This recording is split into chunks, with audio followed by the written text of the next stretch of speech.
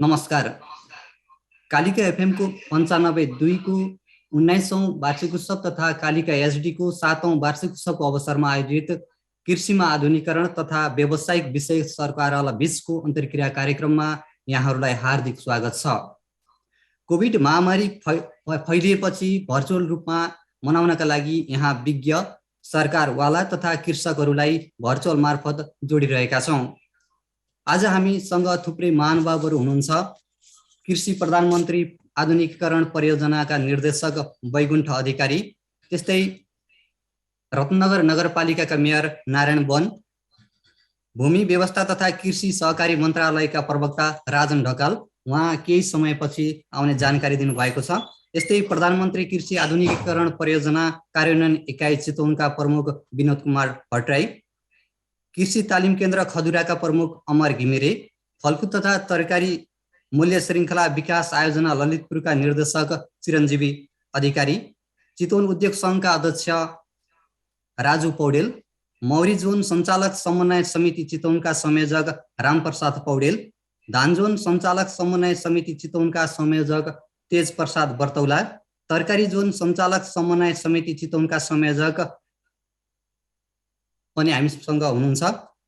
त्यस्तै भरतपुर महानगर तथा तरकारी बजार क्षेत्रपुरका प्रबन्धक थिरप्रसाद धिताल, कृषक डाक्टर भानु पोखरेल, कृषि उद्यमी शङ्कर सुवेदी, कृषि उद्यमी गणेश भूषाल, कृषि अधिकृत इन्द्र शर्मा ढुङ्गाना, कृषि अधिकृत माधव पौडेल, त्यस्तै कृषि ज्ञान केन्द्र चितवनकी सूचना अधिकारी सुरुचि त्रिपाठी, कृषक लेखनाथ भूषाल लगायतका महानुभावहरू हामीसँग हुनुहुन्छ।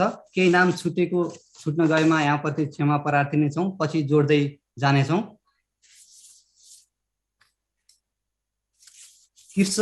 कालिका एचडी टेलिभिजन मार्फत प्रसारण भइरहेको तथा कालिका एफएमबाट प्रसारण भइरहेको यस कार्यक्रम हामीले वार्षिक उत्सव विशेष कार्यक्रम प्रसारण गर्न गइरहेका छौँ। विशेष गरेर कालिका एफएमले 2059 साल असोज 26 गते चितवनको भूमिमा स्थापित कालिका एफएमले हरेक वर्ष असोज 1 गतेदेखि करिब 1 महिना आफ्ना वार्षिक उत्सवका कार्यक्रम गर्ने गर्दछ। सामाजिक उत्तरदायित्व वहन गर्दै एफएमले विभिन्न कार्यक्रम गर्ने गर्दछ।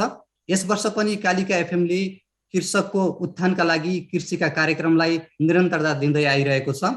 यस वर्ष कोभिडका कारण किसान, सरकारवाला र विज्ञसँग प्रत्यक्ष सहभागी हुन नपाए पनि भर्चुअल मार्फत कार्यक्रम सञ्चालन गर्न लागेको छ। विशेष गरेर कृषिमा आधुनिकीकरण तथा व्यावसायिक विषयक सरकारवाला बीचको अन्तर्क्रिया कार्यक्रममाथि प्रकाश पारिदिनु हुन एफएमका निर्देशक दीपक पौडेललाई हार्दिक अनुरोध गर्दछु। साथै उहाँले अतिथि महानुभावहरूलाई स्वागत पनि गरिदिनु हुनको लागि अनुरोध गर्दछु।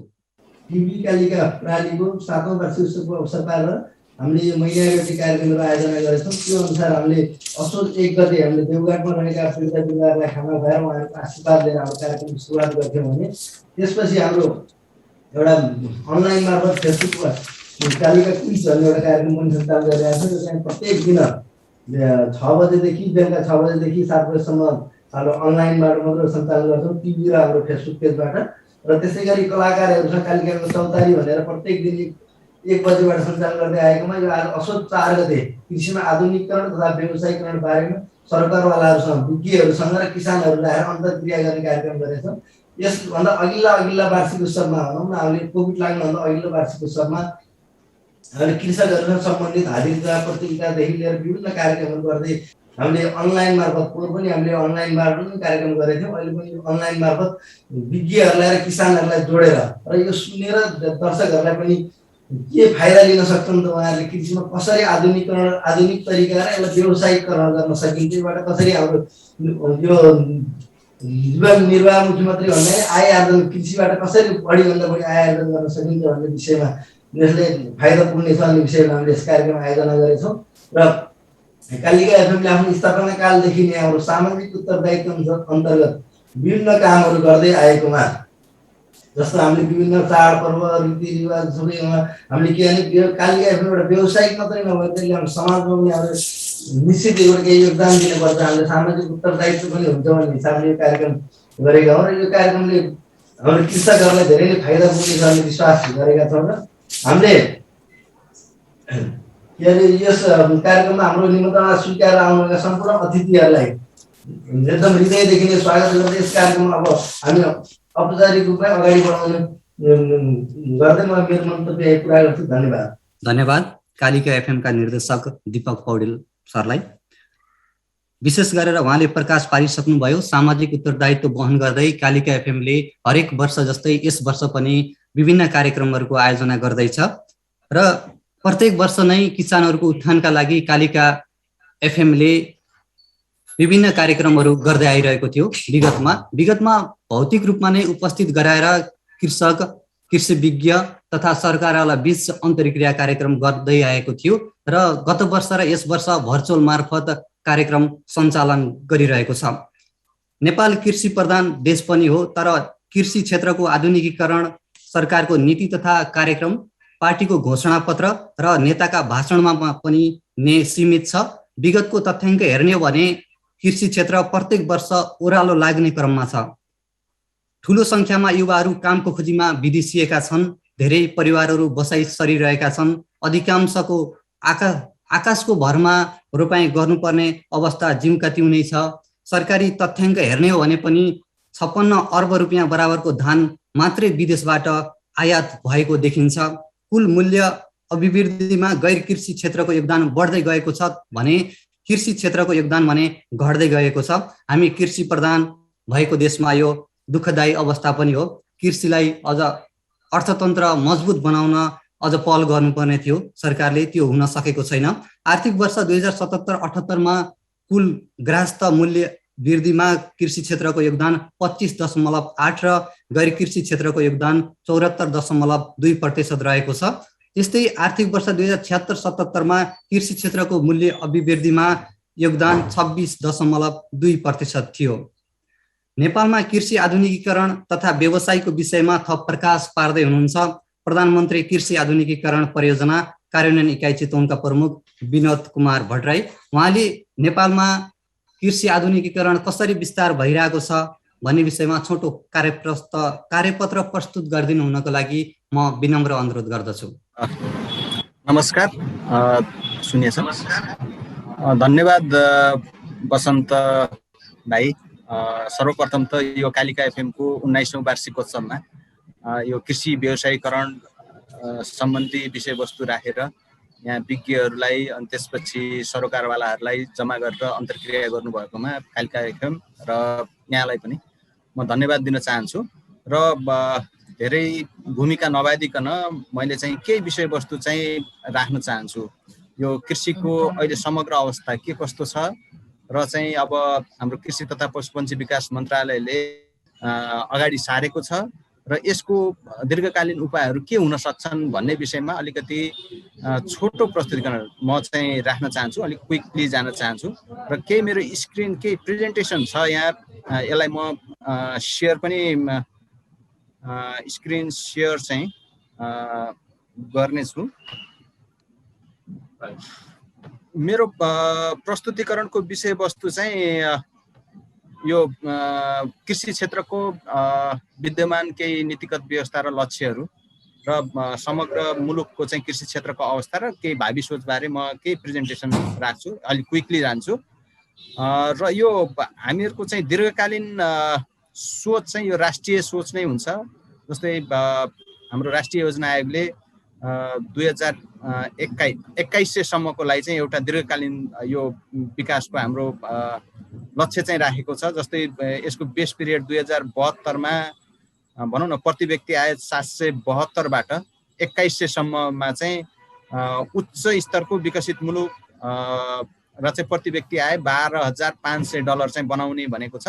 यसमा अब कन्ट्रिब्युसनको हिसाबले अहिले पनि कृषि क्षेत्रको 25.8% कन्ट्रिब्युसन जीडीपीमा रहेको हुनाले यद्यपि यो घट्दैछ, विकासको क्रममा चाहिँ घट्दै जान्छ, तर यो भइरहेको हुँदा चाहिँ यसको निकै नै महत्त्व छ। त्यसले गर्दाखेरि कृषि क्षेत्रको विकास बिना यो किसिमको जुन लक्ष्य छ, राष्ट्रिय लक्ष्य, त्यो चाहिँ हामीहरूले हासिल गर्न सक्दैनौँ। त्यसैले चाहिँ अब हामीहरूको दीर्घकालीन लक्ष्य प्राप्ति गर्नको लागि चाहिँ कृषि क्षेत्रको विकास चाहिँ अवश्यम्भावी हुन जान्छ र चाहिँ अलि 15 योजनाले चाहिँ केही लक्ष्यहरू चाहिँ यहाँ निर्धारण गरेको छ। जस्तै धानमा चाहिँ हामीहरूको 51,00,000 मेट्रिक टनबाट चाहिँ झन्डै 61 लाख भनौँ न 80-81 सम्म चाहिँ 61,73,000, मकैको चाहिँ त्यस्तै गरेर 25,96,000बाट चाहिँ 29,27,000, यस्तै किसिमले तरकारीको चाहिँ झन्डै 41 लाख मेट्रिक टनबाट 45 लाख, यस्तै किसिमको टार्गेटहरू माछा मासुमा पनि छ। जस्तै अन्डामा चाहिँ 1,47 करोड, गोटाबाट चाहिँ 2,06 करोड हैन, यस्तो किसिमको चाहिँ टार्गेट चाहिँ राखेको छ। र चाहिँ यो टार्गेट चाहिँ पुरा गर्नको लागि चाहिँ विभिन्न भनौँ न नीतिगत व्यवस्था पनि हुनुपर्छ, लगानी पनि सुनिश्चित हुनुपर्छ र चाहिँ सङ्गठनात्मक संरचना पनि त्यही किसिमले चाहिँ अगाडि बढ्नुपर्छ। र अहिलेको जुन सङ्घीयताको परिप्रेक्ष्यमा राष्ट्र सङ्घीयताको जाँदाखेरि तिनै तहको सरकारको चाहिँ अलिकति कोअर्डिनेटेड इफोर्ट चाहिँ यसमा चाहिँ चाहिन्छ, यसको लक्ष्य चाहिँ हासिल गर्नको लागि।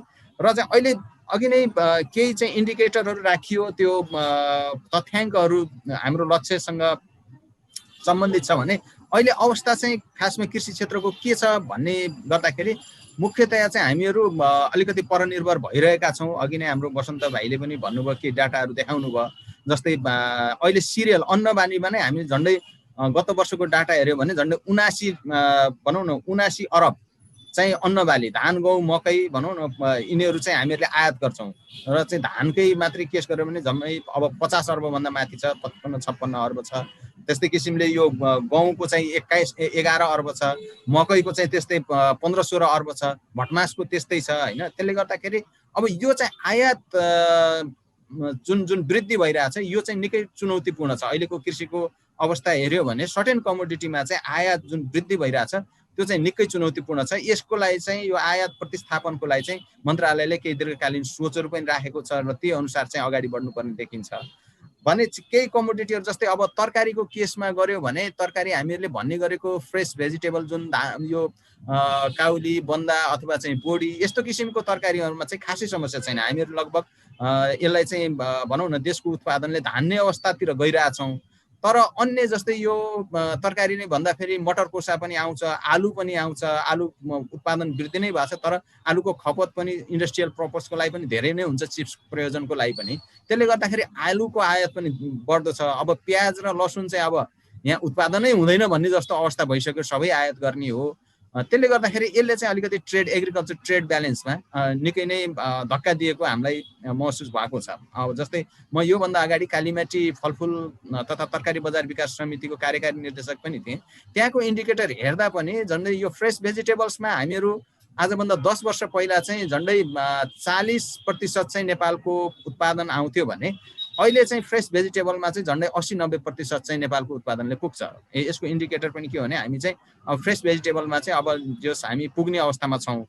तर चाहिँ अन्य जुन कमोडिटीहरू भनियो प्याज, लसुन, अनि त्यसपछि आलुकै केस भन्दा, अनि त्यसपछि हरियो मटर कोसा भन्दा या साना साना गेडागुडीहरू यिनीहरूले गर्दाखेरि अलिकति धेरै नै आयात भएको अवस्था देखिन्छ। भने चाहिँ अब यो फलफुलहरूको केसमा चाहिँ अलिकति केराले चाहिँ व्यावसायिक रूप लिएको छ, तैपनि 3-4 महिनाभन्दा बढी धान्ने अवस्था छैन केराको नेपालको उत्पादनले। बढी इन्डियासँगै हामी निर्भर गर्नुपर्छ भने अब यो स्याउहरू जुन चाहिँ बढी नै खपत हुन्छ, स्याउ त अब अधिकांश 1 महिना पनि धान्दैन हाम्रो उत्पादनले भने 11 महिना चाहिँ हामीहरूले आयात गर्नुपर्छ। त्यस्तै किसिमले यो सिट्रसमा पनि हामीहरूको 2 महिनाभन्दा बढी धान्ने चाहिँ हामीहरूको सुन्तला जुनारहरू भए पनि त्योभन्दा धान्ने अवस्था छैन। त्यसले गर्दाखेरि फलफुलमा चाहिँ हामी निकै नै कमजोर अवस्था छौँ फलफुलको उत्पादन हेर्दाखेरि र यसको जुन डिमान्ड छ अनि त्यसपछि मान्छेको कन्जम्सन प्याटर्न चाहिँ जुन बढिरहेछ। त्यसले गर्दाखेरि फलफुलमा अलिकति दीर्घकालीन योजना चाहिँ हामीहरूले बनाउनु पर्छ जस्तो देखिन्छ। आँपहरू चाहिँ अलिकति सिजनमा चाहिँ पुग्छ तर अफ सिजनमा चाहिँ 12 मास खाने अहिले प्रचलन भइसक्यो। त्यसले गर्दाखेरि यसमा पनि आयात चाहिँ बढिरहेको देखिन्छ। अब त्यसले गर्दाखेरि यो आयात प्रतिस्थापनको लागि चाहिँ केही स्ट्राटेजीहरू जरुरी छ भने अब अर्को चाहिँ केही छलफल गर्ने विषय चाहिँ नेपाल चाहिँ अलिकति निच प्रोडक्सन भएको केही चाहिँ स्पेसिफिक बालीहरूमा चाहिँ हामी निर्यातलाई पनि हामीहरू सक्षम छौँ। जस्तै चिया भयो अथवा चाहिँ यो अदुवा भयो। अदुवा चाहिँ नेपालको झन्डै संसारकै 4औं-5औं देश पर्छ अदुवाको प्रोडक्सनमा। अब यसलाई चाहिँ अलिकति इन्टरनेसनल लेभलमै मार्केटिङ गर्नुपर्ने जरुरी देखिन्छ। अनि कार्डामम चाहिँ हामी फर्स्ट मुलुक हो भनौँ न, लार्जेस्ट मुलुक हो प्रोडक्सनको हिसाबले, जुन ठुलो भनौँ न अलैँची छ, यो चाहिँ त्यस्तै गरी यस्ता प्रोडक्सनहरू छन्, यसलाई चाहिँ हामीले निर्यात प्रवर्धनमा चाहिँ जोड दिनुपर्छ भने चाहिँ अरू केही चाहिँ हामीले भनौँ न मन्त्रालयले प्रायोरिटी राखेको विषय चाहिँ आयात प्रतिस्थापन गरेर निज प्रोडक्सन भएको जुन चाहिँ अलिकति बढी प्रोडक्सन हुन सक्ने हाम्रो कम्पिटिटिभ एडभान्टेज भएको कमोडिटीहरूलाई चाहिँ यिनीहरूलाई चाहिँ निर्यात गर्नुपर्ने अवस्था छ भने अरू चाहिँ केही चाहिँ अलि नीतिगत व्यवस्था जस्तै अनुदानका विषयहरूलाई चाहिँ अलि पारदर्शी हिसाबले गर्ने, सबैले पाउने किसिमको व्यवस्थापन गर्ने अनुदान, कृषि अनुदान, यसलाई चाहिँ सहजीकरण गर्ने र कृषकहरूलाई चाहिँ वर्गीकरणको आधारमा कस्तो किसिमको अनुदान उपलब्ध गराउने, के कस्तो भनौँ न इन्सेन्टिभाइज गर्ने, उहाँहरूलाई चाहिँ प्रोत्साहन गर्ने भन्ने किसिमको चाहिँ स्ट्राटेजी छ भने अलिकति अर्को चाहिँ यो प्राङ्गारिक खेतीमा चाहिँ बढावा दिएर हामीले यसलाई चाहिँ पनि अलिक निर्यातमूलक बनाउन सकिन्छ कि अथवा चाहिँ सेफ फुड, हेल्दी फुडमा पनि हामी क्वालिटी प्रोडक्सनमा, क्वालिटी कन्जम्सनमा जानु पर्यो भन्ने हिसाबले मुख्य चाहिँ 4वटा विषयवस्तु चाहिँ अहिलेको प्रायोरिटी छन्। मैले अघि नै भने निर्यात प्रवर्धन विषय, आयात प्रतिस्थापनको विषय र चाहिँ किसानलाई सहजीकरण गर्ने विषय र चाहिँ अलिकति प्राङ्गारिक उत्पादनमा जाने विषय चाहिँ हामीको महत्त्वपूर्ण विषयवस्तु हुन्। र चाहिँ केही आयात वृद्धिको कारणहरू चाहिँ के हामीले राखेका छौँ, जस्तै मानिसहरूको आम्दानीको वृद्धि भएको छ, धानकै कुराहरू यसरी किन वृद्धि भइरहेछ भन्दाखेरि धानको जुन मसिना जातको धानहरू धेरै प्रोडक्सन गर्ने अवस्था छैन। अब यो यसलाई कम उत्पादन पनि हुन्छ, यसको चाहिँ भेराइटी पनि अलिकति त्यस्तै किसिमको चाहिँ एकदम हामीको किसान लेभलमा सबै पुगिसकेको छैन। बढी उत्पादन हुने मसिना र बास्नादारको किसिमको भेराइटीहरू भने अब मानिसहरू चाहिँ क्रय शक्तिहरू बढ्दै क्रममा, वैदेशिक पैसाहरू आउने क्रममा चाहिँ मान्छेहरूले अलिकति राम्रो मिठो मसिनो खाने बढ्दै जाँदाखेरि यो बाहिरबाट चाहिँ यो मसिना धानहरू बढी आयात भएको हामीले देख्छौँ भने चाहिँ अलिकति नेपालमा उत्पादन वृद्धि पनि भएको छ अनि त्यसपछि धानको आयात पनि भएको छ। यो कस्तो कन्ट्राडिक्सन हो भन्ने विषयमा चाहिँ अब यो उत्पादन भएको विषयवस्तु चाहिँ अलिकति बढी बाहिर अन्य प्रयोजनको लागि, जस्तै केही चाहिँ धान प्रयोजनको लागि जान्छ, केही चाहिँ अब भनौँ न हामी रक्सी पनि बनाउँछौँ त्यसबाट होइन, चामलको चाहिँ यस्तो किसिममा जाँदाखेरि चाहिँ हामीले उत्पादन वृद्धि गरे पनि त्यसको चाहिँ प्रतिफल चाहिँ हामीहरूले यो भनौँ न यसलाई चाहिँ इम्पोर्ट सब्सिडाइज भनौँ न त्यसलाई प्रतिस्थापन गर्नलाई चाहिँ नसकेको अवस्था छ। त्यस्तै किसिमले यो मकैको र भटमासको किन बढी आयात बढिरहेछ भन्दाखेरि खाने प्रयोजनको लागि नेपालीहरूले अहिले चाहिँ आँटो पिठो चाहिँ खाँदैन, मकै खायो भने अलिअलि केही खाजाको लागि खाने गरिन्छ, तर यस्तो किसिमको उत्पाद किसिमको आयात चाहिँ हुनुपर्ने अवस्था होइन। र यसलाई चाहिँ के छ भन्दाखेरि हाम्रो सम्पूर्ण मकै जुन आयात हुन्छ त्यो चाहिँ दानामै जान्छ। यो जुन अहिले पोल्ट्री र अनि त्यसपछि यो लाइभ स्टक सेक्टरको जुन कमर्सियलाइजेसन बढिरहेको छ त्यसैलाई नै मकै र भटमासको जाने हो। र चाहिँ अलिकति यो तेलको कुराहरू चाहिँ यो निर्यात पनि हुन्छ, खालि आयात मात्रै हामीले इन्डिकेटर गर्छौँ र चाहिँ इन्डस्ट्रियल प्रडक्टको चाहिँ निर्यात कसरी भइरहेछ भन्ने कुराहरू चाहिँ हामीहरूले त्यसमा चाहिँ ध्यान दिँदैनौँ। तर यो जस्तै बिस्किट्सहरू अथवा चाहिँ जुसहरू अथवा रिफाइन्ड ओइलहरू नै पर्याप्त मात्रामा नेपालबाट निर्यात हुन्छ। यो जुन आयात भएको यो भटमासहरू अथवा चाहिँ सनफ्लावर ओइलहरू त्यो नेपालको खपतको लागि मात्रै होइन, यो निर्यात पनि हुन्छ होइन। त्यो विषयवस्तुलाई पनि हामीहरूले अलिकति एनालाइसिस गर्नुपर्ने हुन्छ। र फ्रुट्सको केसहरू भन्यो भने पनि जुसहरू पर्याप्त मात्रामा निर्यात हुन्छ जुन इन्डस्ट्रियल प्रडक्ट छ। त्यसले गर्दाखेरि कच्चा पदार्थको लागि इन्डस्ट्रियल प्रडक्टको लागि चाहिँ आयात हुने विषयवस्तु चाहिँ हामीहरूलाई चाहिँ त्यति ठुलो गम्भीर विषय चाहिँ होइन। यसले चाहिँ यो भनौँ न थप भ्यालु एड पनि गर्छ र चाहिँ यहाँ लेबर अथवा भनौँ न इम्प्लोइमेन्ट अपर्च्युनिटी पनि क्रिएट गर्छ। तर चाहिँ यो जुन एकदम प्राइमेरी कमोडिटीहरू धान होइन अनि त्यसपछि मकै यस्ता किसिमको बालीहरूमा चाहिँ जुन आयात बढ्नु भनेको यो चाहिँ पक्कै पनि गम्भीर विषयवस्तु हो। र चाहिँ अब तरकारीको केसमा चाहिँ यो आलु र प्याज अघि नै भने त्यसको आयात चाहिँ निकै बढेको छ। र अब हामीहरूले चाहिँ चामललाई चाहिँ यो प्रतिस्थापन गर्ने केही रणनीतिहरू हामीहरूले लगाएका छौँ। अब सुरु पनि भएको छ, जस्तै चैते धान चाहिँ हामीहरूले प्रमोसन गरिरहेका छौँ। चैते धानमा केही समस्या छ, अब अलिकति मसिनो किसिमको जात हुँदैछ चैतेमा, त्यसले गर्दाखेरि किसानले अब भनौँ न कन्ज्युमर्सले चाहिँ त्यति चाहिँ खान चाहिँ रुचाउने किसिमको छैन। अनि त्यसपछि यो अलिकति स्टोरेजको समस्या छ। त्यसले गर्दाखेरि अब अलिकति भेराइटीको प्रमोसन गर्ने, स्यालो ट्युबवेलहरू अनि त्यसपछि सिँचाइ क्षेत्रको वृद्धि गर्ने अनि त्यसपछि मिलिङमा चाहिँ सुधार गर्ने, यो जुन अलिकति मोटालाई चाहिँ अलिकति मोटा धानलाई पनि हल्का मसिनो चाहिँ गराउन सक्ने मिलिङको टेक्नोलोजी छ त्यसमा चाहिँ सुधार गर्ने। अनि त्यसपछि यो पिएमएमबी प्रधानमन्त्री आयोजनाबाट चाहिँ अलिकति ध्यानको क्षेत्रलाई चाहिँ व्यापक बनाउने, थुप्रै जोनहरू सञ्चालनमा ल्याउने, सिँचाइको कमान्ड क्षेत्रभित्र हामीहरूको ठुला सिँचाइ छन् जस्तै 16-17वटा ठुला सिँचाइ कमान क्षेत्र भएको छन् देशैभरि, जस्तै कङ्काई भयो पूर्वतिर, अथवा चाहिँ यो राप्ती भयो, अनि त्यसपछि महाकाली सिँचाइ भयो। यसमा चाहिँ थुप्रै इयर राउन्ड इरिगेसन हुने कमान क्षेत्र नारायणीको पनि भयो। तर नारायणीमा अब यो धेरै भनौँ न यो खण्डीकरण हुने अरू जग्गाको बासिन्दा मतलब बसोबास वृद्धि हुँदाखेरि यो सहरीकरण बढ्दाखेरि नारायणी सिँचाइले कतिको धान्छ भन्ने कुरा चाहिँ अब छ। तर चाहिँ अब इयर राउन्ड इरिगेसन गराएर चाहिँ यसमा 2 बाली धान लगायो भने धानमा चाहिँ हामीहरूको त्यति धेरै समस्या हुँदैन। त्यस्तै किसिमले अन्य अन्तर्राष्ट्रिय सङ्घ संस्थाहरू जस्तै इरीहरू जस्ता जुन राइस रिसर्च इन्स्टिच्युटहरू उहाँहरूसँग चाहिँ कोलाबोरेसन गरेर नयाँ भेराइटीहरू ल्याउने किसिमकोमा हामी जोड दिनुपर्दछ र चाहिँ हामीहरू यो नाक अनुसन्धानलाई चाहिँ स्ट्रेन्थेन गर्नुपर्छ राइसलाई चाहिँ डेभलप गर्नलाई भनेर चाहिँ हामीले भनेका छौँ। र चाहिँ अलिकति यो भन्सार रणनीतिले पनि केही असर गरेको छ। जस्तै चामल र धानको चाहिँ जुन भन्सारको दर छ त्यसले पनि केही फरक परेको छ। हामीहरूले चामल उताबाट आउने गर्छ, यहाँ धानै आयो भने पनि हामीलाई केही सहज महसुस हुन्छ, किनभने धानै आयो भने हाम्रो मिलहरूले काम पाउँछन्, हाम्रो इम्प्लोइमेन्ट अपर्च्युनिटी हुन्छ होइन। तर चामल नै आउँदाखेरि चाहिँ अलिकति आशंका के छ भन्दाखेरि तराईको जुन प्रडक्सन हुने बेलाको जुन अलिकति कम प्राइस हुँदाखेरि त्यो धान चाहिँ सर्लक्कै उता जाने जुन एकदम पोर तराईको क्षेत्रतिर र चाहिँ अनि त्यसपछि त्यसलाई चाहिँ उताबाट मिलिङ भएर यता आउने हो कि भन्ने पनि आशंका छ। त्यसले गर्दाखेरि हामीहरूको भन्सारमा पनि अलिकति धानलाई नै कम भन्सार दर लगाइदियो भने त्यो चाहिँ आयो धानै आउँछ, धानै आयो भने यहाँको मिलले पनि काम पाउँछन् भन्ने किसिमले चाहिँ हामीहरू त्यस्तातिर जोड दिनुपर्छ भने मकैको केसमा चाहिँ अलिकति उत्पादन पनि वृद्धि हुन्छ मकै, तर मकै आयात भइरहेको छ यो दानाको लागि। यो धेरै किसिमले यसलाई चाहिँ अलिकति हामीहरूको उत्पादन र यो जुन पोल्ट्री दाना जुन बनाउने बिजनेसम्यानहरूसँग बसेर चाहिँ एउटा स्ट्राटेजिक प्लानिङ बनाएर पहिले नै बाइब्याकको अथवा चाहिँ पहिले नै उहाँसँग एग्रिमेन्ट गरेर यति प्राइसमा चाहिँ हामी दिन सक्छौँ भन्ने किसिमले गऱ्यो भने मकैलाई पनि त्यति धेरै समस्या छैन। मकै अब हाम्रो त मकै हुने क्षेत्र हो, पहाडी क्षेत्रमा हुन्छ, तर दाना प्रयोजनको लागि केही विशेष मकैहरू अलिकति हाइब्रिड आवश्यक ठान्नुहुन्छ। तथापि त्यो सबै त्यस्तो होइन। यो पोल्ट्रीको लागि चाहिँ विशेष किसिमको मकैहरू उहाँहरूले डिमान्ड गर्नुहुन्छ। त्यसको लागि चाहिँ हामीहरूले एउटा रणनीति बनाएर जान सकिन्छ। मकैमा पनि खासै समस्या हुँदैन यदि गऱ्यो भने। अलिकति यो स्याउ र फलफुलमा चाहिँ अलिकति समस्या छ।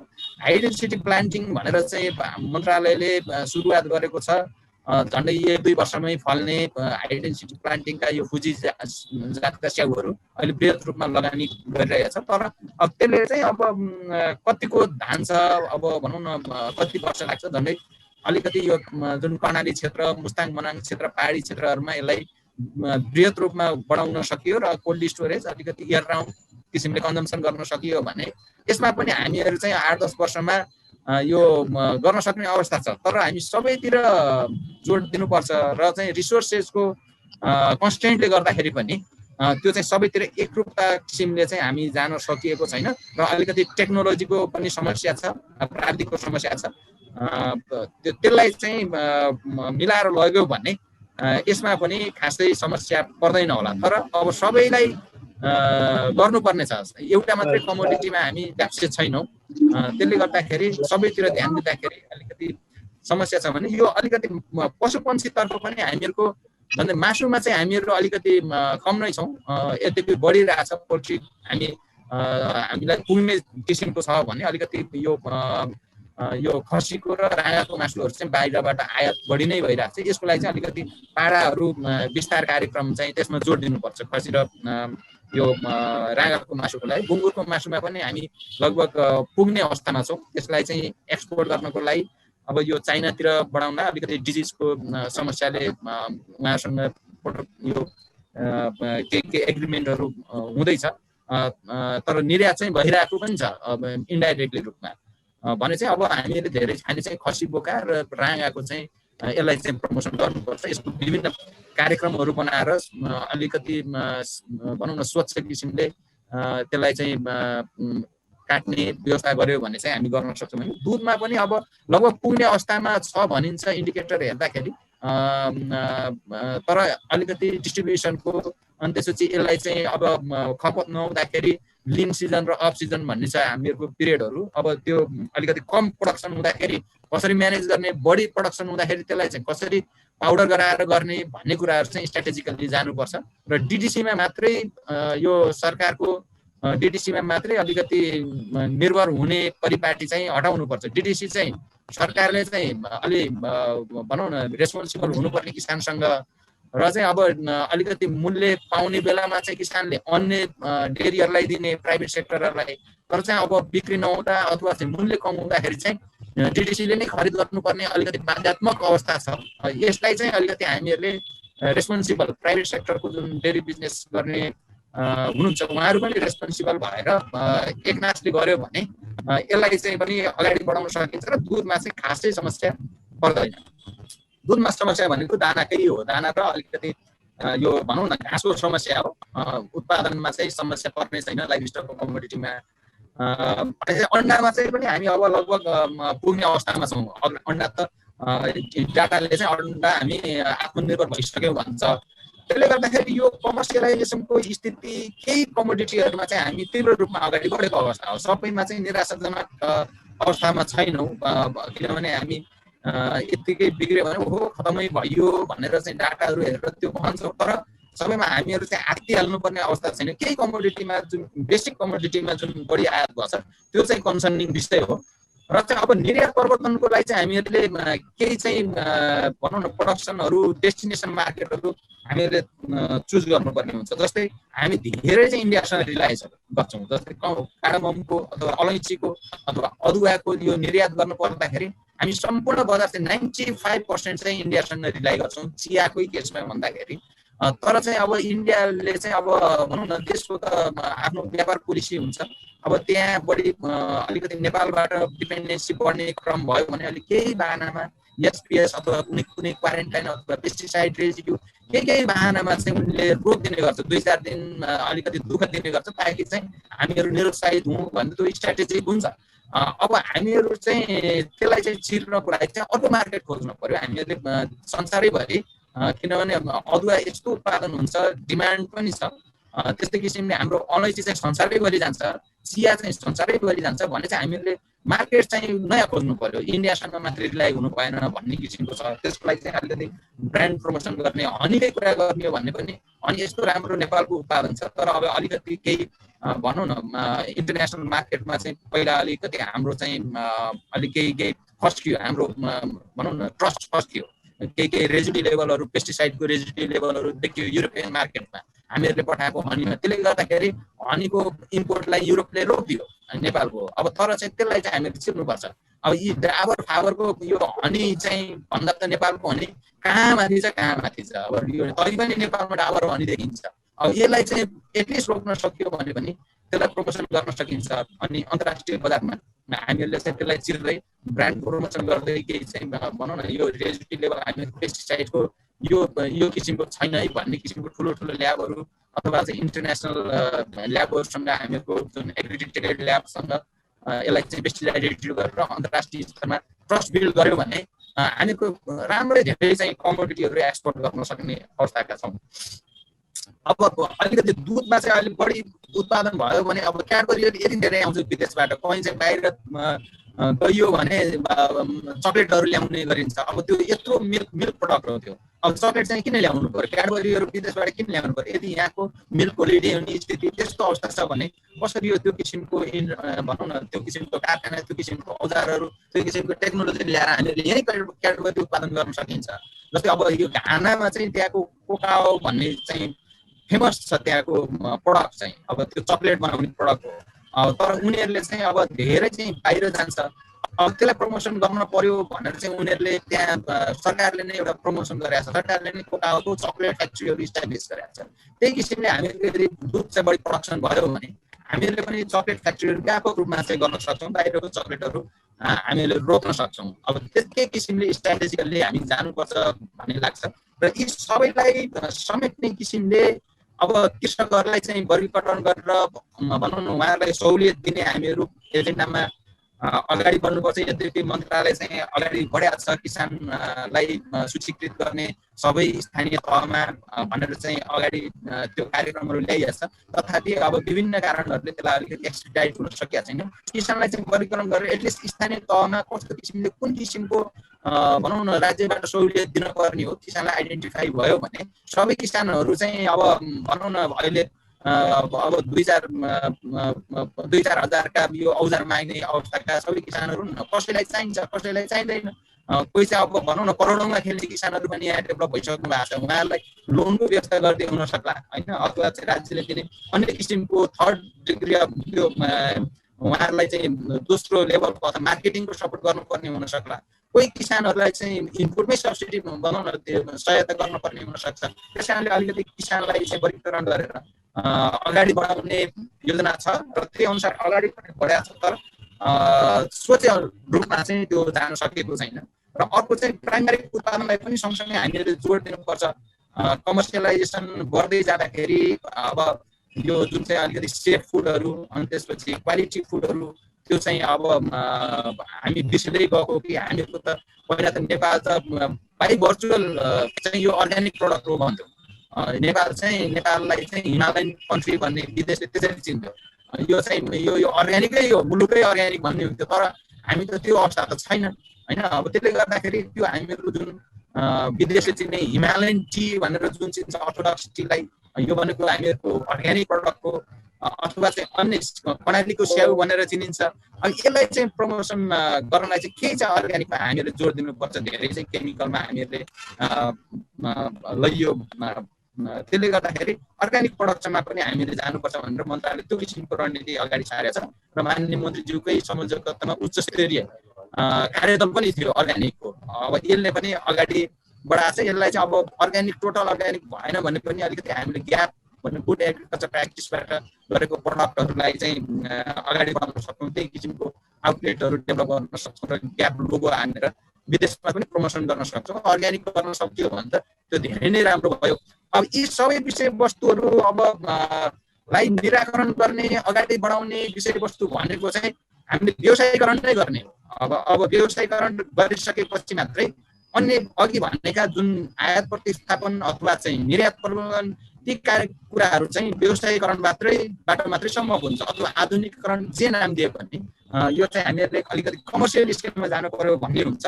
र त्यसको लागि चाहिँ हामीहरू प्रिरेक्विजिटको रूपमा चाहिँ व्यवसायीकरणका लागि चाहिँ के शब्द पूर्व शर्तहरू भन्ने कुराहरू चाहिँ भन्दाखेरि यान्त्रिकरणको माध्यमबाट चाहिँ हामीले कार्यबोझ घटाउनु पर्यो। अहिले मान्छेहरू झन्झटिलो माने पेसाहरू अब कृषि गर्नलाई चाहिँ लेबर पनि पाइन छोड्यो, अलिकति झन्झट दुःखदायी पेसा बन्न लाग्यो। त्यसले गर्दाखेरि यसलाई चाहिँ यान्त्रिकरण मेकानाइजेसनलाई बढाउनु पर्यो। सरकार पनि त्यतिखेर जोड्छ।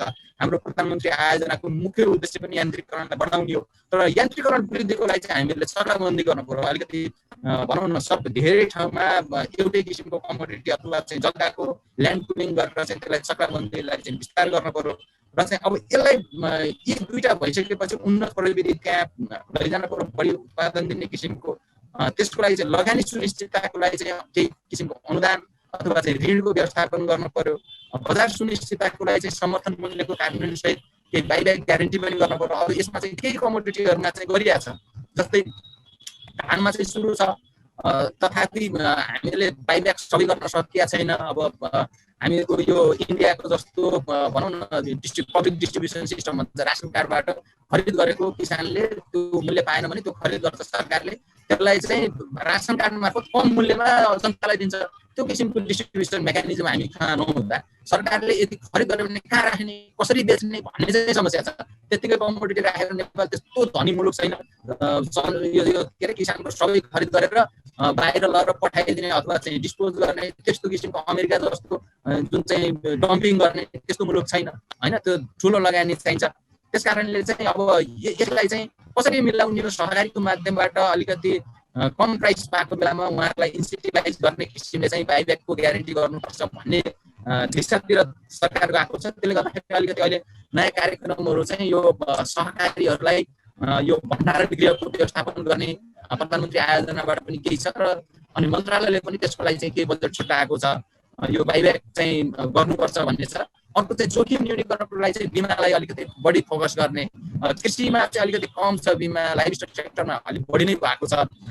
त्यसले गर्दाखेरि अब यो बिमालाई फोकस गर्नुपर्ने देखिन्छ। अहिले यो बजेटबाट झन्डै 75% बिमा प्रिमियममा अनुदान दिनेमा चाहिँ 50% भनेर चाहिँ जुन आएको थियो त्यसलाई अलिक करेक्सन भएको छ।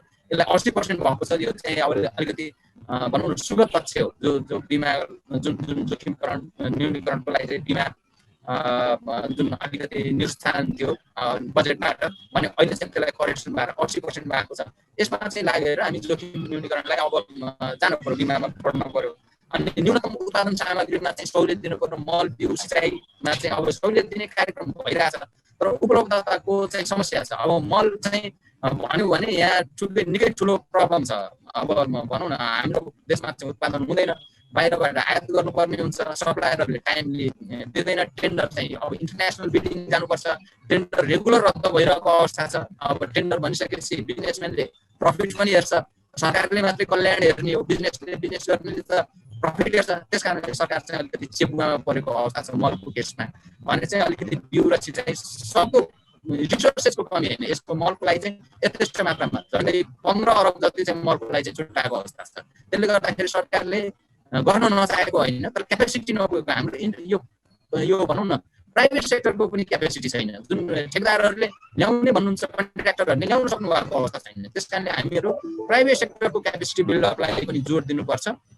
उहाँ हुनुहुन्थ्यो प्रधानमन्त्री कृषि आधुनिकीकरण परियोजना कार्यान्वयन इकाइ चितवनका प्रमुख विनोद कुमार भट्टराई।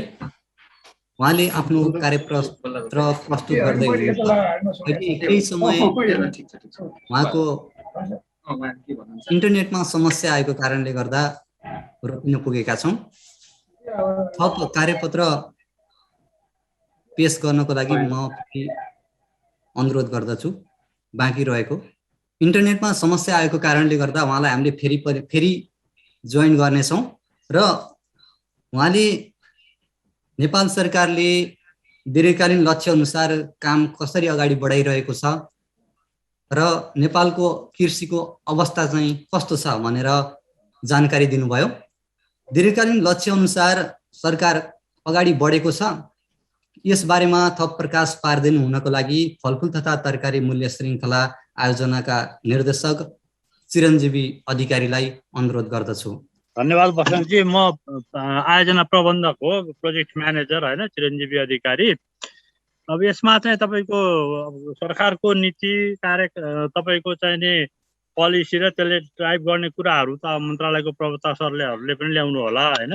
मैले चाहिँ थोरै अलिकति प्रोजेक्टले अलिकति अब हाम्रो चाहिँ के अरे विरोधजीले राखिराख्नु भएको कुराहरूलाई हेर्दाखेरि अब समग्रमा हेर्ने हो भने तरकारी फलफुलहरूको आयातको कुराहरू जुन छ र त्यसलाई प्रतिस्थापन गर्ने कुराहरू हुनुहुन्छ। त्यसै क्रममा मूल्य श्रृङ्खला विकास आयोजनाले पनि केही निश्चित अब त्यो हाम्रो चाहिँ आयोजनाको नाम हेरिरहँदाखेरि फलफुल तरकारी मूल्य श्रृङ्खला विकास आयोजना भनिरहे पनि हामी निश्चित तरकारी बालीहरू र निश्चित फलफुलमा र निश्चित भूगोलमा हाम्रो कार्यक्षेत्र भनेको गण्डकी र बागमती प्रदेश र निश्चित तरकारीहरूमा काम गर्दैछौँ। तर अब यही फेरि हामीले जोडिरहँदाखेरि आधुनिकीकरण र तपाईँको चाहिँ व्यवसायीकरणमा जोडिरहँदाखेरि अब अहिले धेरै सरकारले पक्कै पनि विनोदजीले ल्याउनु भयो र प्रधानमन्त्री कृषि आधुनिकीकरणले पनि तपाईँको आधुनिकीकरणमा व्यवसायीकरणमा प्रशस्त कामहरू गरेको छ। तर ती भनिरहँदाखेरि कहिलेकाहीँ के देखिन्छ भन्दा हाम्रा धेरै इफोर्ट्सहरू अथवा धेरै हामीले गरेका कामहरू चाहिँ उत्पादनलाई सपोर्ट गर्ने उत्पादनमुखी कार्यक्रमहरू पक्कै छन्, त्यो चाहिँ राम्रो बाटो हो। तर हामीले समग्रमा हेर्ने हो भने मेकनाइजेसनको पाटो र तपाईँको चाहिँ कमर्सियलाइजेसनको पाटोलाई चाहिँ समग्र त्यो बालीको उत्पादनदेखि त्यसको चाहिँ इन्ड कन्ज्युमरसम्मको कुरालाई पनि हेर्नुपर्छ भन्ने लाग्छ र मूल्य श्रृङ्खला विकास आयोजनाले तिनै कुराहरूलाई अलिकति कन्सिडर गरेर कामकाजहरू गर्दैछ। मैले त्यो कुरा किन जोड्न खोजेँ भन्दाखेरि तपाईँको हामीले चाहिँ हाम्रो तथ्याङ्कलाई हेर्ने हो भने दुवैमा बालीमा अथवा अन्न बालीमा र तरकारीमा त अत्याधिक मात्रामा चाहिँ तपाईँको के छ भन्दाखेरि पोस्ट हार्भेस्ट लस चाहिँ प्रशस्त देखिन्छ। हाम्रा तथ्याङ्कहरूले कतिपय तरकारी बालीहरूमा चाहिँ पोस्ट हार्भेस्ट लस चाहिँ 10-15देखि लिएर कुनै बालीहरूमा 35-40% पनि छ। यदि हामीले साँच्चीकै त्यो खालको चाहिँ लसलाई घटाउनलाई पनि हाम्रा चाहिँ आधुनिकीकरणका प्रयासहरू हाम्रा मेकनाइजेसनका प्रयासहरू अलिकति लगायौँ भनेर केही हदसम्म त्यो चाहिँ तपाईँको पोस्ट हार्भेस्ट लसलाई रिडक्सन गर्नमा काम गऱ्यौँ भने एक खालले हामीले चाहिँ जुन आयात गर्ने कुराहरू गरिरहेका छौँ अथवा चाहिँ हामी ठुलो मात्रामा चाहिँ आयात गरिरहेका छौँ अथवा उत्पादनै बढाउनलाई हामीले जुन सपोर्ट गरेका छौँ त्यसलाई पनि केही मात्रामा सपोर्ट हुन्छ भन्ने कन्टेक्स्टमा चाहिँ मूल्य श्रृङ्खला विकास आयोजनाले त्यस लेभलमा पनि अलिअलि काम गर्दैछ र त्यसरी गरिरहँदाखेरि हाम्रा चाहिँ निश्चित रूपमा अब उत्पादनहरू विशेष गरी तरकारी र फलफुलमा उत्पादकत्वमा वृद्धि गर्नका लागि चाहिँ चाहिने आवश्यक अब यहाँ मेकनाइजेसन र कमर्सियलाइजेसनकै कुरा गर्दाखेरि मेकनाइजेसनको अथवा चाहिँ कमर्सियलाइजेसनको कुरा गर्ने हो भने त्यसका सर्टेन ट्रान्जिसनल फेजहरूलाई चाहिँ पार गर्नुपर्ने अथवा चाहिँ सपोर्ट सर्भिसहरूले चाहिँ सपोर्ट गर्नुपर्ने कुराहरूदेखि लिएर त्यसको सस्टेनेबल अथवा त्यसको दिगोपनमा पनि कुरा गर्नुपर्ने हुँदाखेरि ती कुरालाई राखेर हामी केही नयाँ प्रविधिहरू इन्ट्रोडक्सन गर्ने अलिकति चाहिँ नयाँ कमर्सियलाइजेसनको कन्टेक्स्टमा चाहिँ केही सपोर्ट सर्भिसहरूले चाहिँ नयाँ प्रविधिहरूले सपोर्ट गर्ने कुराहरूमा काम गर्दैछौँ र मैले त्यो भनिरहँदाखेरि उत्पादन सँगसँगै हामीले अथवा मूल्य श्रृङ्खला विकास आयोजनाले र भोलि समग्र देशको एउटा नीतिले पोलिसीले पनि के चाहिँ सपोर्ट गर्नुपर्छ भन्ने मलाई लाग्छ भन्दाखेरि तपाईँको चाहिँ त्यसको पोस्ट हार्भेस्ट म्यानेजमेन्टको पाटो र मार्केटको लिङ्केजको पाटोहरूलाई चाहिँ अब त्यसलाई जोड्नै पर्छ अन्यथा हामीले चाहिँ उत्पादन हाम्रा केही उत्पादनहरू विगतमा पनि देखिए केही उत्पादनहरू प्रशस्त उत्पादन भएको अवस्थामा किसानहरूले उचित मूल्य नपाइरहेको अवस्था अथवा ठुलो मात्रामा चाहिँ पोस्ट हार्भेस्ट लस भएको अवस्था चाहिँ छ त्यसलाई पनि हामीले हाम्रा मोडर्नाइजेसन र हाम्रा मेकनाइजेसनका कुराहरूसँग कमर्सियलाइजेसनका कुराहरूसँग लिङ्क गर्नुपर्छ त्यसो हुनाले हाम्रो चाहिँ काम गरिरहँदाखेरि अथवा पोलिसीहरूले एड्रेस गरिरहँदाखेरि कुनै पनि तपाईँको चाहिँ बालीको कुनै पनि उसको चाहिँ तपाईँको कमोडिटीको चाहिँ प्रोडक्सन सपोर्टदेखि लिएर त्यसको इन्ड युजरसम्म पुग्ने भ्यालु चेनका प्रोसेसहरूमा मार्केटिङमा पोस्ट हार्भेस्ट म्यानेजमेन्टमा पनि तपाईँको चाहिँ हाम्रा सपोर्टहरू हाम्रा चाहिँ मेकनाइजेसन र कमर्सियलाइजेसनका टेक्नोलोजीहरू चाहिँ त्यहाँ पनि पुग्नुपर्छ जसले गर्दा हामीले केही हदसम्म पोस्ट हार्भेस्ट लसलाई मिनिमाइज गर्न सक्यौँ भने अथवा किसानलाई राम्रोसँग बजारको दियौँ भने पक्कै पनि बजारको उपलब्धताले किसानको उत्पादनमा चाहिँ उत्पादकता बढाउनमा सपोर्ट गर्छ त्यसो हुनाले त्यसलाई समष्टिगत रूपमा हेरेर जानुपर्छ भन्ने कुराहरू चाहिँ मैले यहाँ राख्न चाहेँ र मूल्य श्रृङ्खला विकास आयोजना एउटा सानो आयोजना हो तर त्यसले चाहिँ समष्टिगत रूपमा उत्पादनदेखि तपाईँको कन्जम्सनमा अथवा चाहिँ इन टेबलमा पुग्ने बेलासम्मको चाहिँ नि एक लेभलको चाहिँ तपाईँको उसलाई आधारलाई चाहिँ मानेर त्यसका चाहिँ सबै सेक्टरमा प्रोडक्सनमा पोस्ट हार्भेस्ट म्यानेजमेन्टमा र स्पेसल्ली पोस्ट हार्भेस्ट लस रिडक्सनमा र मार्केटिङमा काम गर्दै आइरहेको छ र आगामी दिनमा पनि यो आयोजनाले लगायत किनभने यो पनि कृषि मन्त्रालय अन्तर्गतकै आयोजना भावनाले समष्टिगत रूपमा चाहिँ कृषि तथा पशुपक्षी विकास मन्त्रालयको आयोजना त्यसको प्राथमिकताको आधारमै काम गर्छ र आगामी दिनमा पनि मन्त्रालयका पोलिसीहरू मन्त्रालयका तपाईँको चाहिँ कार्यक्रमहरू चाहिँ अलिकति समष्टिगत रूपमा उत्पादकत्व वृद्धिदेखि बजार पोस्ट हार्भेस्ट म्यानेजमेन्ट र बजारसम्म जानुपर्छ र त्यस लेभलमा काम गर्नुपर्छ त्यसले चाहिँ हाम्रो समग्र कृषिमा चाहिँ मोडर्नाइजेसन र कमर्सियलाइजेसनमा कन्ट्रिब्युसन गर्छ भन्ने कुराहरू चाहिँ मेरो चाहिँ विचार राखेँ र हामीले आयोजनामा पनि त्यही लेभलमा काम गरिरहेको कुरा मैले यहाँ जानकारी गराएँ होइन थप कुराहरू भयो भने म थोरै अर्को एउटा मिटिङ छ नत्र चाहिँ पछि डिस्कसनको पाटोमा भयो भने पनि म चाहिँ केही कुरा जिज्ञासाहरू भयो भने यहाँ समक्ष राख्ने छु धन्यवाद वसन्त हुन्छ सर धेरै धेरै धन्यवाद तर यो किसानहरू फलफुल तथा तरकारी मूल्य श्रृङ्खला विकास आयोजनामा सहभागी हुनको लागि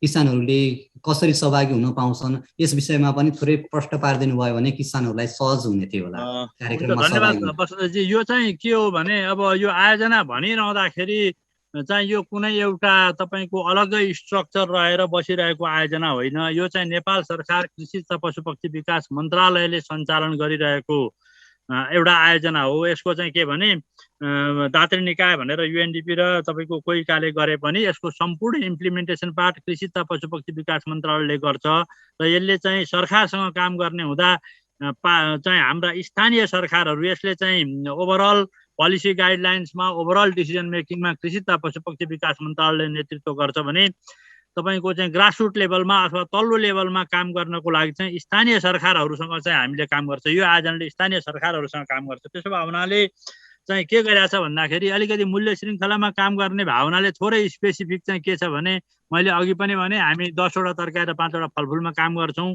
त्योभन्दा बाहिर गएर काम गर्न हामीलाई चाहिँ प्रोजेक्टले म्यान्डेट दिएको छैन। र दोस्रो कुरा चाहिँ के छ भने यसको भूगोल निश्चित छ, तोकिएको भूगोल छ। त्यो तोकिएको भूगोल भनेको चाहिँ तपाईँको बागमती र गण्डकी प्रदेश र मूल्य श्रृङ्खलामा काम गर्ने भावनाले थोरै तपाईँको चाहिँ मुख्य सडक सञ्जालहरूले छोएका चाहिँ गाउँपालिका नगरपालिका भनेर हामीले 37 वटा गाउँपालिका नगरपालिका विशेष गरी बिपी हाइवेका रोड कोरिडोरमा भएका, त्यसै गरी पृथ्वी राजमार्गको तपाईँको चाहिँ धादिङदेखि पुतली बजारसम्मको सडक सञ्जालले छोएका गाउँपालिका नगरपालिका र पूर्व पश्चिममा तपाईँको मकवानपुरदेखि तपाईँको चाहिँ नवलपुरसम्मका चाहिँ सडक सञ्जालले छोएका गाउँपालिका नगरपालिकाहरूसँग हामीले काम गर्छौँ।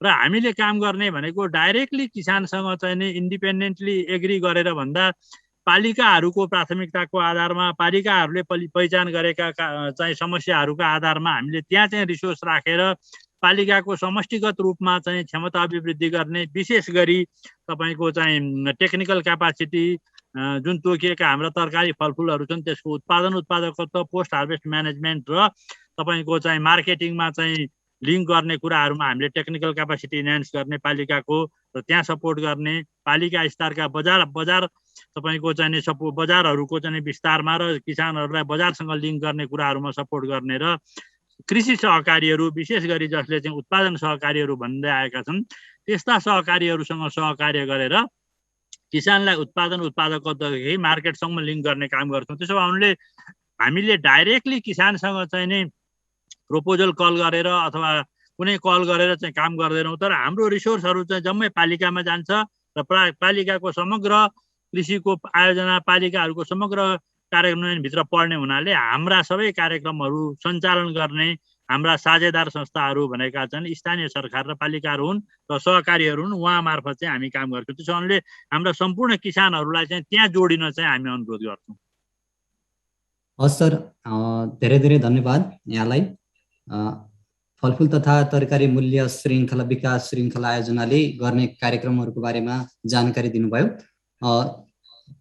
त्यस कार्यालयबाट के कस्ता योजनाहरू छन् र किसानहरू कसरी सहभागी हुन सक्नुहुन्छ भन्ने विषयमा प्रष्ट रूपमा पारिदिनु भएकोमा फेरि पनि धन्यवाद दिन चाहन्छु। नेपाल कृषि प्रधान देश हो, तर पनि खाद्यान्न वस्तु नै आयात गर्नुपर्ने अवस्था छ र यसलाई अगाडि बढाउनको लागि अथवा यसको विकास गर्नका लागि सरकारले दीर्घकालीन योजना पनि बनाएको छ। दीर्घकालीन योजना अनुसार सरकार कसरी अगाडि बढिरहेको छ र निजी क्षेत्रले यसको भूमिका कस्तो किसिमको भूमिका निर्वाह गर्नुपर्छ कृषि क्षेत्रलाई अगाडि बढाउनको लागि, यस विषयमा प्रकाश पारिदिनु हुनको लागि चितवन उद्योग सङ्घका अध्यक्ष राजु पौडेल सरलाई म हार्दिक अनुरोध गर्दछु। धन्यवाद बसन्त भाइ, सबैजनामा हार्दिक नमस्कार। मेरो चाहिँ अलिकति फरक धारणा के छ भने निजी क्षेत्रको हिसाबले अब धेरैजना फेरि छोडी पनि सक्नु भएको छ, धेरै भूमिका नभानु।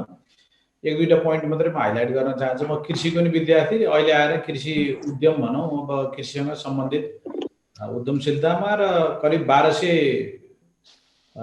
चितवन जिल्लामा रहेका 1200 उद्योगीहरूको नेतृत्व गरिरहेको हिसाब किताबले पनि के देखिन्छ भने पहिलो कुरा सरकारको अझै पनि स्पष्टता छैन, अस्पष्ट छ पोलिसी। अघि चिरञ्जीवी सरले पनि भन्नुभयो अनि हाम्रो अघिल्लो प्रेजेन्टरले पनि भन्नुभयो, सरकारको धेरै खाने मुख भए, धेरै ठाउँबाट खाएपछि ठिक ठाउँमा पुग्दैन। सङ्घीय सरकार, प्रदेश सरकार र स्थानीय सरकारको क्लियरिटी अझै पनि छैन। हामीले खोजेका थियौँ सरकार चाहिँ 3 तहको सरकार भइसकेपछि बडो राम्रोसँग इफिसियन्टली काम हुन्छ भन्ने सोचेका थियौँ, त्यो भएको छैन। यसको सुधारको लागि नम्बर 1 के गर्नुपर्छ भने पहिलो कुरा भन्सार नीति जुन छ त्यसलाई तुरुन्तै चेन्ज गर्नुपर्छ। सानो इक्जाम्पल, जापानमा अहिले गएर यहाँले चामल किनेर खानुभयो भने त्यहाँको मूल्य अनुसार 200 रुपियाँ पर्छ भने उसले बाहिरबाट चामल किनेर ल्याएर खाँदैन। हाम्रो देशमा यदि नीतिलाई परिवर्तन गर्न सकियो र 50 को बदला 60 रुपियाँमा भने नि म चामल धानको चामल भन्दा मकैको चामलै खाने भए पनि त्यो महँगो भएर धानको चामल चाहिँ खान नसक्ने र मकैको चामल सस्तो भएर खानुपर्ने वातावरण भयो भने पनि केही समयलाई कष्ट सहन पर्छ। किन भन्दा सरकारले हामी जनता पनि कस्ता छौँ भने कष्ट भनेको कति पनि सहँदै नसहने, केही पनि गर्दै नगर्ने। जसरी दक्षिण कोरियाको डेभलपमेन्टको बेलामा त्यो भयङ्कर डरलाग्दो त्यो गरिबीको बेलामा एउटाले गरेको चाहिँ भोमिट गर्यो भने अर्कोले खान्थ्यो। हामीले पढेका छौँ नि, लिक्वानिबले कसरी डेभलप गर्ने भन्ने कुरो पढेका छौँ। हाम्रो ब्युरोक्रेटहरू पनि सबै अध्ययन गर्नुभएको छ, नेतागणले पनि गर्नुभएको छ। तर के छ भने अझै पनि स्पष्टता देखिएन। त्यसकारण पहिलो भन्सार नीति परिवर्तन गर्नु पर्यो। दोस्रो, हाम्रो रिसोर्सेसले भ्याउने कति हो, निजी क्षेत्रलाई कति अपलिफ्ट गर्न सकिन्छ। यो सरकारले धेरै धान्न खोज्यो भने सम्भव छैन। अबको जमानामा देखिन्छ के भने कहीँ न कहीँ यदि आउटपुट नभए तपाईँको चाहिँ यो फ्यासिलिटी चाहिँ रोकिन्छ भन्ने कुरो कहाँ सुनेका छौँ हामीले। स्यालेरी त जे भयो भने आइरहेकै छ, कहीँ छ र? हामीले ब्याङ्कमा क्यास तिर्नुपर्छ। हाम्रो पल पल अहिले म यहाँ गफ गरिरहेको छु, मेरो मिटर चढिरहेको छ। नतिरी सुख छैन, न म ब्ल्याकलिस्टेड हुन्छु। कहाँनिर छ सरकारको नीति चाहिँ तपाईँले यति चाहिँ गर्नै पर्ने, नत्र भने तपाईँको चाहिँ यो प्रमोसन रोकिन्छ, यो हुन्छ त्यो हुन्छ। यो कुरालाई कम्तीमा टार्गेट ओरिएन्टेड हुनु पर्यो। यहाँहरूलाई थाहा होला, म एउटा इक्जाम्पल दिउँ। जहाज किन 350 माइल पर आवरको दरले दौडिन्छ र रकेट किन त्यति छिटो दौडिन्छ? किनभने जहाजमा तपाईँको पछाडि आगो लगाएको हुन्छ, रकेटमा पछाडिपट्टि आगो लगाएको हुन्छ। हामी निजी क्षेत्रलाई पछाडिबाट आगो लगाइया हुन्छ कि अब तपाईँले गर या मरको स्थिति हुन्छ। त्यो स्थिति सरकारी क्षेत्रमा छैन। त्यसको लागि म महानगरको अहिलेको एग्रिकल्चर लगायत अरू सबैको एक्सपर्ट पनि हो र मैले धेरै महानगरको एउटा इक्जाम्पल, हाम्रो थिरप्रसादजी यहीँ हुनुहुन्छ। एउटा इक्जाम्पल, हामीले त्यहाँ नीतिमा बसेर दुध पालक किसानहरूलाई प्रति लिटर 3 रुपियाँ बनाउनु पर्यो भनेर पहिलो भन्ने मान्छे म नै हो। पहिला 1 रुपियाँ बनाउँदा पनि मैले भने, त्यसपछि अहिले एकैचोटि बढाउनुपर्छ 3 रुपियाँ पुर्याउनु पनि भने। महानगरले कति इफिसियन्टली काम गर्न सक्छ बजेट हेर्दाखेरि भने 7-8 करोडको बजेटले महानगरले के काम गर्न सक्छ? काम गर्न सक्दैन। त्यसको लागि धेरै ठाउँबाट अब प्रधानमन्त्री कृषि आधुनिकीकरण छ, यतापट्टि कृषि ज्ञान केन्द्र छ, यता पशुको छुट्टै छ। त्यसलाई किन एउटै बास्केटमा हालेर चाहिँ यो नीतिगत हिसाब किताबले सरकारले सम्बोधन गर्न सक्दैन? सबैजना सबैतिर धाइरहनु भएको छ। चारतिरबाट चाहिँ एउटै शरीरमा चारतिरबाट चाहिँ खानेकुरो पसिएको छ। त्यसलाई बन्द गर्नुपर्छ। र अघि त प्रेजेन्टेसनमा त जम्मै समस्या र समाधान सबै आइसकेको छ। अघिल्लो फर्स्ट प्रेजेन्टेसनमा त एक्सलेन्ट प्रेजेन्टेसन छ उहाँको। त्यो प्रेजेन्टेसनमा जम्मै हुनुपर्ने कुराहरू सबै आइसकेको छ। तर त्यसलाई इम्प्लिमेन्टेसनको पाटोमा यो 1 नम्बर यो, 2 नम्बर यो, 3 नम्बर यो भनेर हाम्रो क्षमता अनुसार जुन गर्नुपर्ने त्यो भएको छैन। मैले हिजो माडी नगरपालिकामा चिकन उद्योग सङ्घ इकाइ समितिको अधिवेशन थियो, त्यहाँ गएको थिएँ। त्यसपछि मेयर साहबसँग बसेर त्यहाँ छलफल गर्दा मैले के भने यहाँबाट माडीतिर चाहिँ तरकारीहरू गइरहेछ। तपाईँले यति राम्रो चाहिँ माडी भिलेज हाम्रो भानुजीसँग पनि भेटेर आएँ, उहाँ पनि हुनुहुन्छ। उहाँलाई मेयर साहबलाई मैले के भने माडीको सर्वे किन गर्नुहुन्न? माडीमा के उत्पादन छ र त्यो उत्पादनलाई कतिसम्म बढाउन सकिन्छ? धान 3 क्विन्टल प्रति कट्ठा फलेको छ भने त्यसलाई 5 क्विन्टल प्रति कट्ठा बनाउन केले रोक्यो? त्यसमा लोकल लेभलमा, स्थानीय लेभलमा इन्टरभेन्सन गर्न सकिन्छ कि सकिन्न? र त्यो फलिसकेको चिज बाइब्याक ग्यारेन्टी गर्नलाई हामी जस्तो प्राइभेट सेक्टरलाई तपाईँहरूले प्रयोग गर्न सक्नुहुन्छ कि सक्नुहुन्न? फर इक्जाम्पल मैले धान भने, तोरी त्यस्तै छ, मकै त्यस्तै छ, गहुँ त्यस्तै छ। त्यसै गरी तरकारीको कुरा छ। आफ्नो गाउँ पहिला के छ हामीलाई चाहिने कुरा कति हो भनेर तपाईँ ग्यारेन्टी गर्नुहोस्। त्यसपछि धेरै भएको चिज चाहिँ तपाईँ एउटा ठाउँबाट अर्को ठाउँमा पठाउनुहोस् भनेर मैले इक्जाम्पल एउटा माडीको दिएँ, महानगरको दिएँ। यसरी जब तपाईँको गाउँभित्र भरिएको ट्रक भित्रिन्छ र ट्रक खाली जान्छ, तपाईँ गरिब हुनुभयो भन्ने बुझ्नुहोस्। जब तपाईँको गाउँबाट जे भए पनि ट्रक भरिएर जान्छ, तपाईँ धनी हुनुभयो भन्ने बुझ्नुहोस्। यहाँहरूले याद गर्नुभयो होला, काठमाडौँ जाँदा सबै चिज भरिएर जान्छ विदेशबाट आएका ट्रकहरू, र त्यहाँबाट पुरै खाली भएर फर्किन्छ र हामी गरिब भएका भइछौँ। त्यसको लागि चाहिने भनेको के हो भने यो लोकल लेभल अल्टिमेट भनेको पालिका लेभल नै स्ट्रङ हुनुपर्छ। र पालिका लेभलको आज मिस्टेक गर्नुभएछ बसन्त भाइले पनि बोलाएर नआउनु भएको कि हाम्रो महानगरपालिकाको मिनिमम हाम्रो प्रमुखज्यूलाई चाहिँ आज बोलाउनु पर्थ्यो। र सकेको भए त हाम्रो चितवन जिल्लाको कम्तीमा सबै पालिका लेभलका चाहिँ कृषि हेर्ने साथीहरू को हुनुहुन्छ उहाँहरूलाई बोलाउनु पाएको भए अझ राम्रो हुन्थ्यो। जसले गर्दा पालिका लेभलमा इम्प्लिमेन्टेसन के छ? घर घरमा इम्प्लिमेन्टेसन पुग्नुपर्छ। प्रत्येक मान्छेको पकेटमा अहिले जति चाहिँ जनताले चाहिँ अहिले भोट माग्ने सबै पार्टीका मान्छेहरू पार्टी यताउता गर्न पुगेका छन् नि, प्रत्येक मान्छेको पकेटमा पैसा पुग्नुपर्छ। फर इक्जाम्पल हेटौँडाको कपडा कारखाना हुँदाखेरि बुटोलमा धागो कारखाना थियो, त्यहाँका वरिपरि जम्मै कपास खेती हुन्थ्यो र सबैको पकेटमा चाहिँ पैसा पुग्थ्यो भने अहिले सबैको दिल दिमागमा मात्रै भाषण पुगेको छ। त्यसको लागि स्ट्रेन्थनिङ भनेको लोकल गभर्मेन्ट हो। सबै लोकल गभर्मेन्टको चाहिँ स्ट्रेन्थनिङ गर्दै त्यहीँ ल्याएर एउटै बास्केटमा राखिदिनुपर्छ।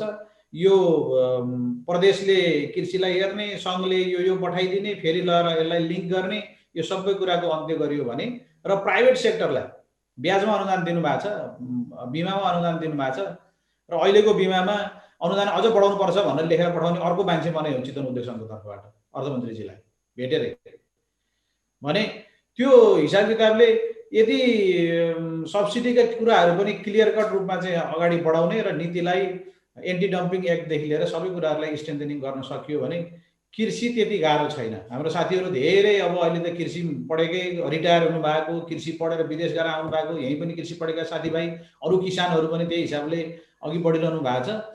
त्यो त्यति गाह्रो देख्दिनँ मैले। यति भने मैले बसन्त भाइ, धन्यवाद। युवाहरू विदेशमा सिप सिकेर स्वदेशमा नै कृषि कर्ममा लाग्नु भएको छ।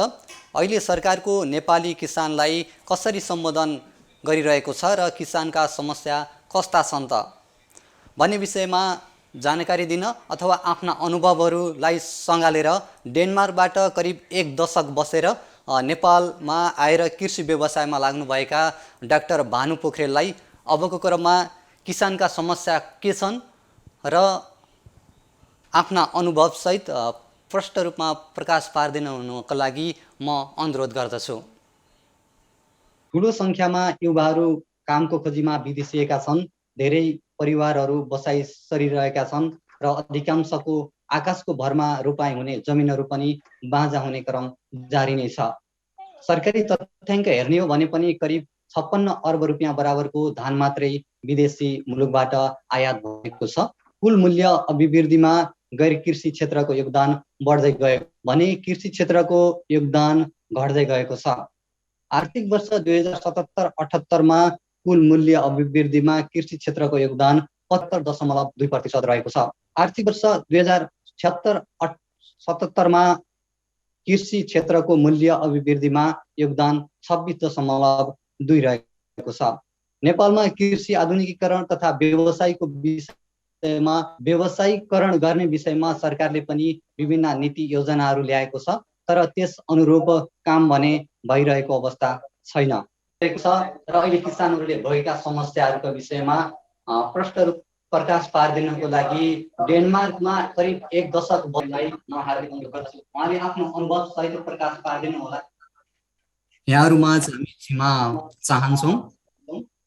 अनलाइन प्राविधिक कारणले गर्दा केही समय हामी समस्या आयो, त्यस कारणले हामी यहाँहरूप्रति धेरै धेरै क्षमा याचना गर्न चाहन्छौँ। त्यसअघि चितवन उद्योग सङ्घका अध्यक्ष राजु पौडेलले प्रकाश पारिसक्नु भएको छ। निजी क्षेत्र कसरी अगाडि बढ्छ र सरकार कसरी अगाडि बढ्नुपर्छ भन्ने विषयमा स्पष्ट रूपमा जानकारी दिनुभयो। नेपाली युवाहरू कोरोना महामारीको समयमा पनि बाध्य छन्। कृषि कर्ममा लाग्नुभएका डाक्टर भानु पोखरेललाई अनुरोध गर्दछु। हजुर नमस्कार। कालिका एफएमको 19 वार्षिक उत्सवको अवसरमा आयोजना गरिएको कृषिमा आधुनिकीकरण तथा व्यवसायीकरण सम्बन्धी अब विज्ञहरू तथा सरकारवालाहरूसँगको यो छलफलमा उपस्थित हुनुभएका सम्पूर्ण साथीहरूमा नमस्कार। मैले अलिकति सुरु कृषिबाटै गर्न खोजेँ किनकि यो कार्यक्रम त्यस्तो भयो र अहिलेको कृषि पेसा नाफामूलक छैन, त्यसैले यो व्यवसाय सम्मानित छैन। कुनै पनि व्यवसायबाट हुने आम्दानी र यो पेसाप्रतिको आकर्षण तथा सम्मान एक अर्कामा कोरिलेटेड हुन्छन् भन्ने मलाई लाग्दछ।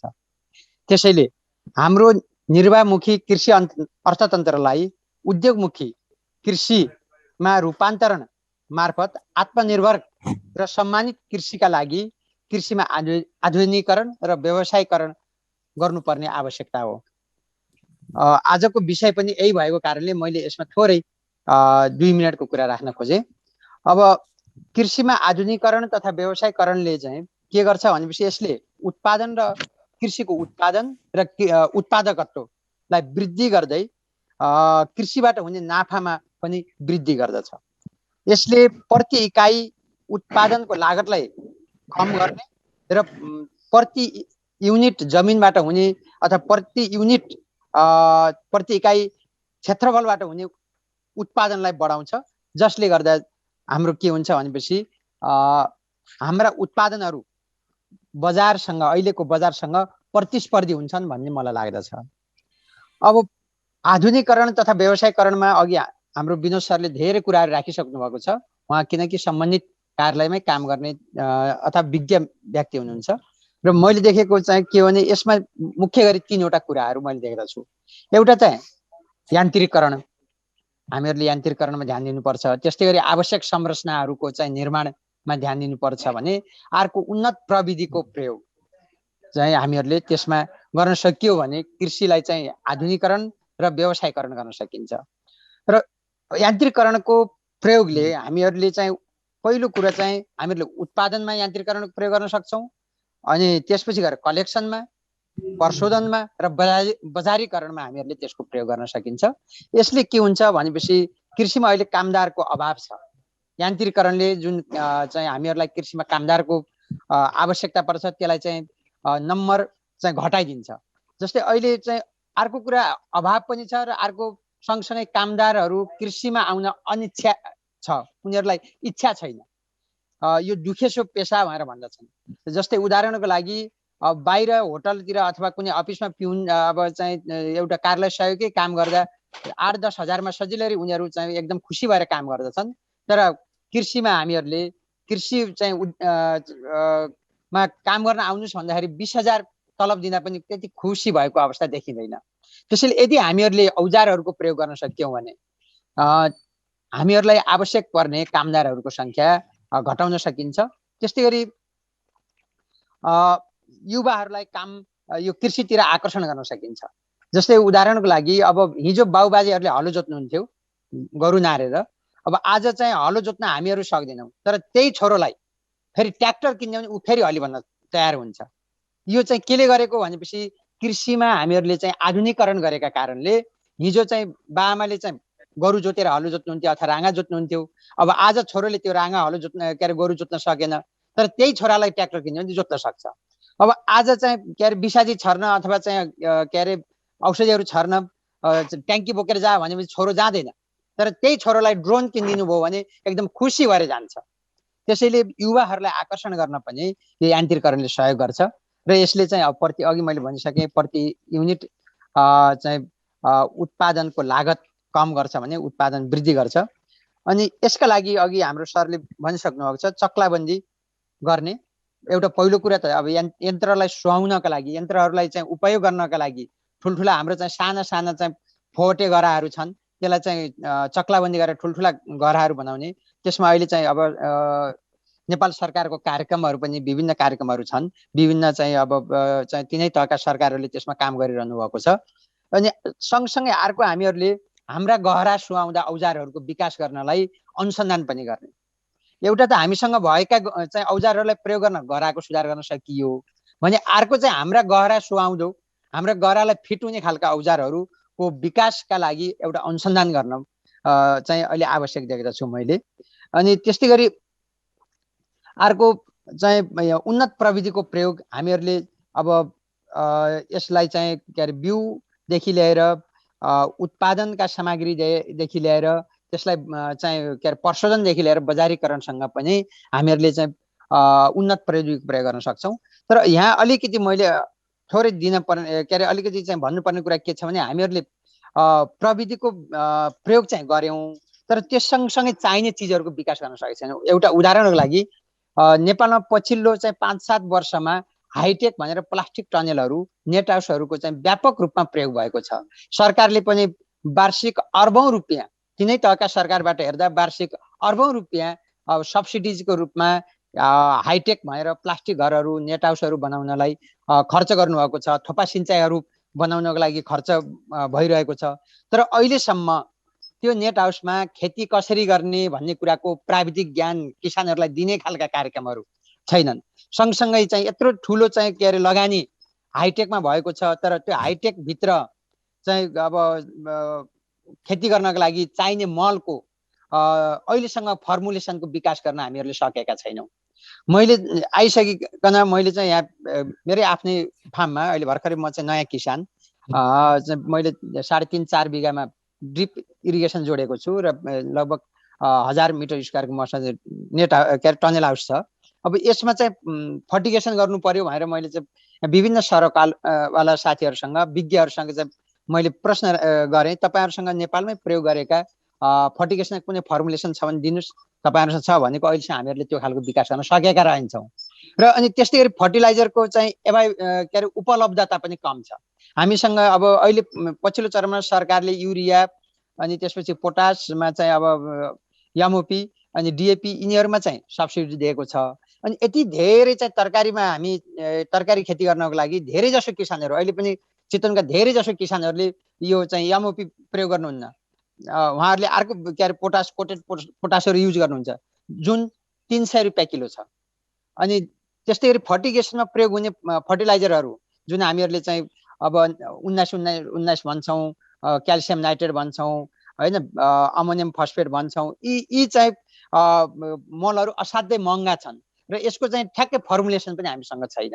त्यसैले अब यी खालका संरचनाहरू हामीहरूले जति चाहिँ बनाउन सरकारले सहयोग गरेको छ, तिनै तहको सरकारले यो संरचना बनाउन सहयोग गर्दा गर्दै सँगसँगै यस सँगसँगै चाहिने चिजहरू पनि मलमा के हो, बिउमा के हो, त्यसका लागि किसानलाई दिनुपर्ने तालिम कस्तो खालको तालिम दिनुपर्ने हो, त्यो भित्र कस्ता कस्ता बाली रोप्नु पर्ने हो, यी खालका चाहिँ तालिम र चाहिँ सामग्रीको उपलब्धता पनि सहज भयो भने हामीले सजिलै यो प्रविधिलाई एक्सेप्ट गर्न सक्छौँ भन्ने लाग्छ।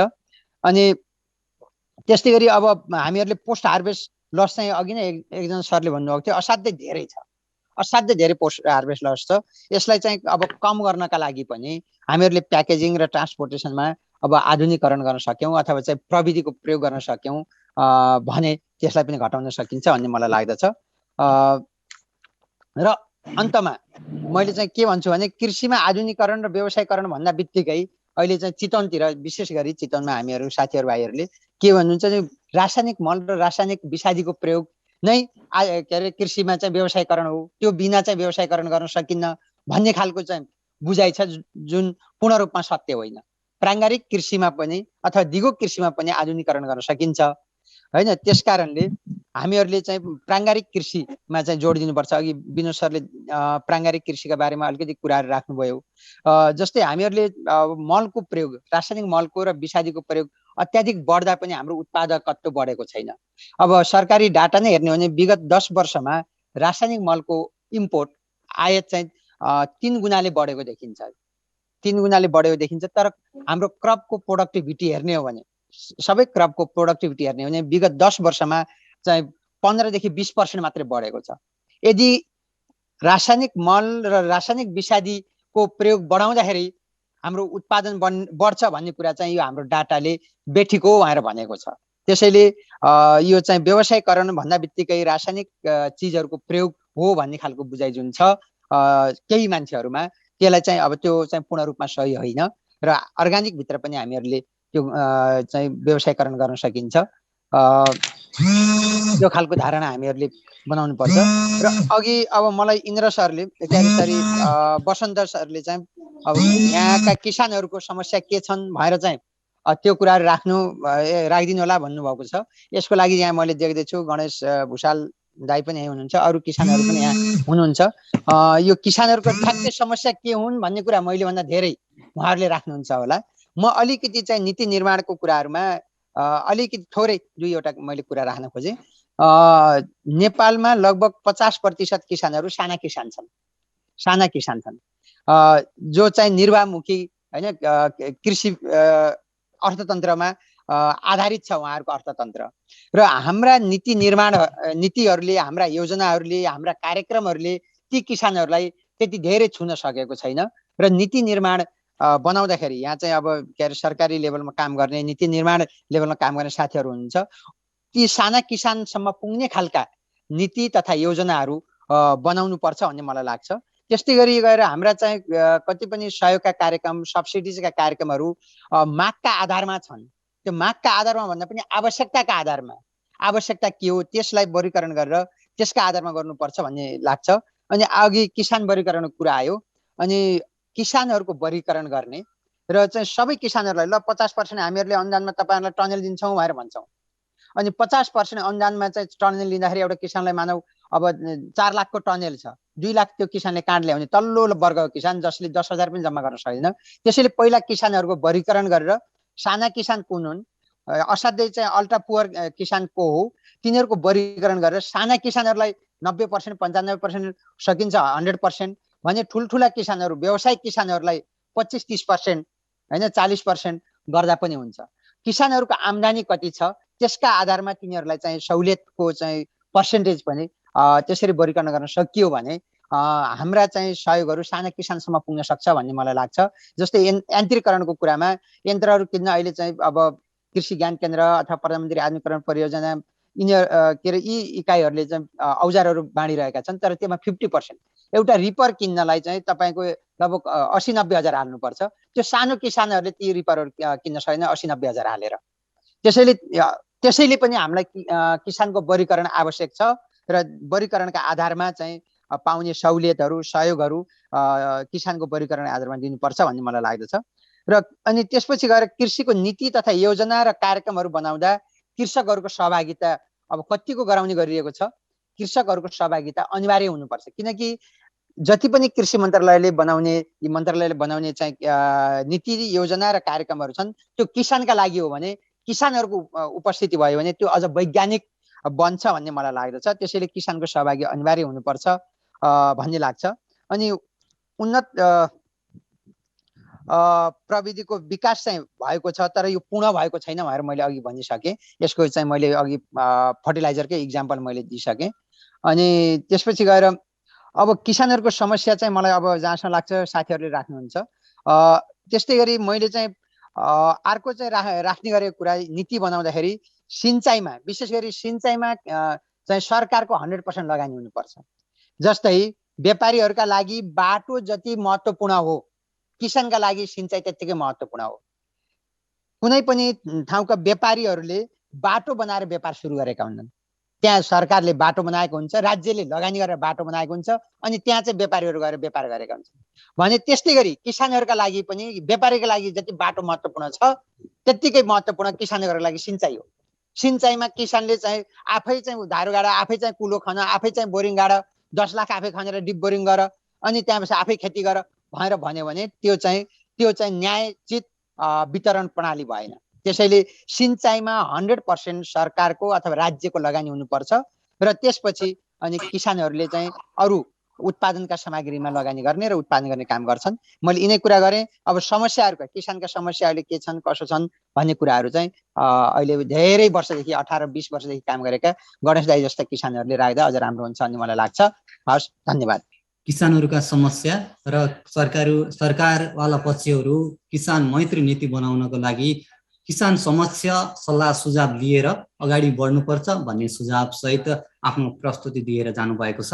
यहाँलाई फेरि पनि धेरै धेरै धन्यवाद दिन चाहन्छौँ हामी कालिका मिडियाको तर्फबाट। कालिका FM 95.2 को 19औं तथा कालिका HD को 7औं वार्षिक उत्सवको अवसरमा रहेको छ।